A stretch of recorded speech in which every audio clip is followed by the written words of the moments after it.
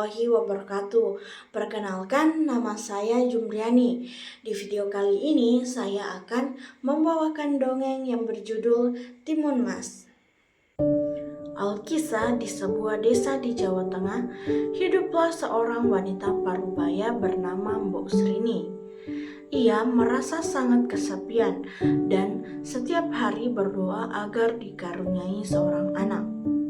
Suatu hari, doanya terdengar oleh raksasa yang kebetulan lewat. Raksasa itu bertanya, "Hai wanita tua, apakah kau sungguh-sungguh menginginkan seorang anak?" Dengan gemetar, Mbok Srini menjawab, "Aku sangat mendambakan seorang anak, tapi usiaku sudah tua dan suamiku telah tiada." "Hahaha, aku bisa mengabulkan keinginanmu dengan mudah, tapi tentu ada syaratnya. Apakah kau bersedia?" "Baiklah, aku bersedia." "Peliharalah anak yang kuberikan padamu nanti. Beri ia makan supaya gemuk. Aku akan menjemputnya saat berusia 6 tahun." Mbok Srini tidak punya pilihan lain selain menyetujuinya. Raksasa itu memberinya segenggam biji mentimun untuk ditanam. Mbok Srini mengikuti perintah itu, dan tak lama kemudian tumbuhlah pohon mentimun dengan buah yang besar-besar. Ketika ia memetik salah satu buah mentimun, ia terkejut mendapati seorang bayi perempuan yang cantik. Ia menamainya Timun Mas. Timun Mas tumbuh menjadi anak yang manis.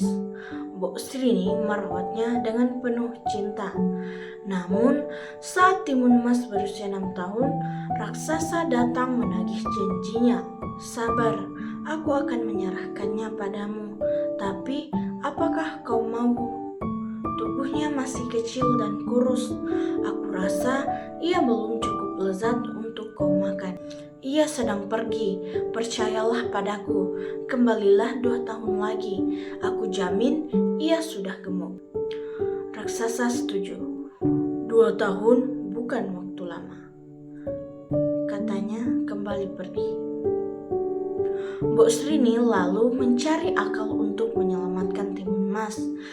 Ia berdoa siang malam, hingga suatu malam ia bermimpi bertemu seorang pertapa.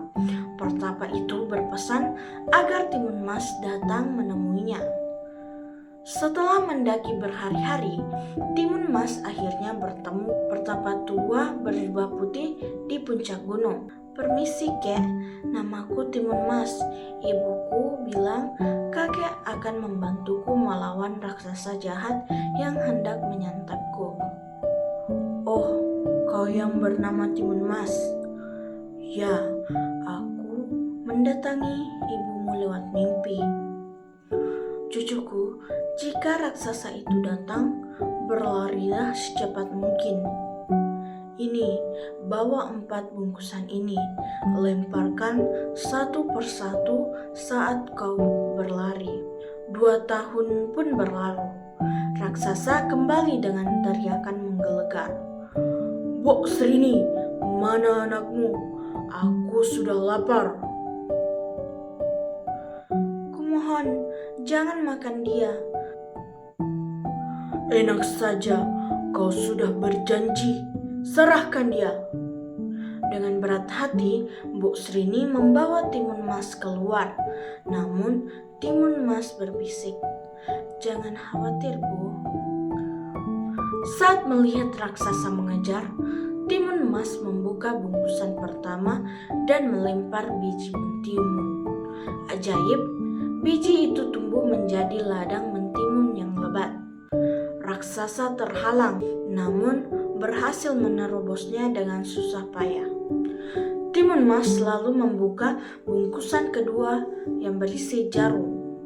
Jarum-jarum itu berubah menjadi hutan bambu yang rapat. Raksasa kembali terhambat, namun dengan tenaga besar ia menembus hutan itu. Tak menyerah, Timun Mas membuka bungkusan ketiga, melempar garam yang seketika berubah menjadi lautan luas. Raksasa sempat kewalahan berenang, tapi ia berhasil menyeberang. Timun Mas kemudian membuka bungkusan terakhir yang berisi terasi. Ia melemparkannya dan terasi itu berubah menjadi lautan lumpur panas yang mendidih. Raksasa yang berlari kencang terperosok ke dalamnya. Raksasa berteriak dan meronta. Tapi lumpur itu malah makin menarik tubuhnya ke dalam hingga akhirnya ia tenggelam. Timun Mas dengan napas tersengal kembali ke rumah. Bu Srini yang terus berdoa selama kepergiannya menangis terharu melihat Timun Mas selamat.